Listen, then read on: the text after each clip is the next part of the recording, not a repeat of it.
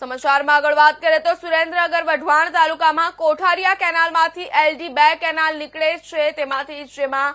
દેદાદરા પાસે LD2 minor કેનાલમાંથી વધારે કેનાલમાં પાણી છોડવામાં આવ્યું હતું। તેમાંથી પાણી લીકેજ અને ગાબડું પડતા જેના કારણે ખેતરમાં પાણી ફાડી વાળ્યા હતા। આશરે 50 વીઘામાં આવેલા બીટી કપાસ વાવેલા હોય જેને લઈને ખેડૂતોને બીટી કપાસનું બિયારણ બળી જવાની ભીતિ સેવાઈ રહી છે। અને દેદરા ગામના ખેડૂત કારણસિંહ ઝાલા જણાવ્યા મુજબ દેદાદરા સીમ નજીક જમીનમાં પસાર થતી નર્મદાની LD2 માઇનોર કેનાલનું અધૂરા કામને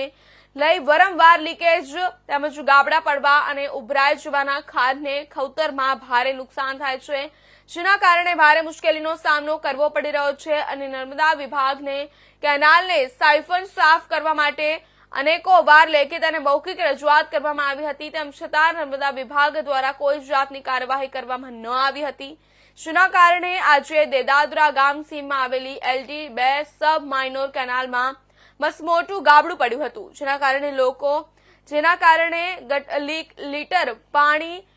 ગટરોમાં વહી ગયું હતું, જે લાખો લીટર હતું અને આશરે 50 વીઘા કરતા ખેતરોમાં પાણી ફરી વળ્યા હતા।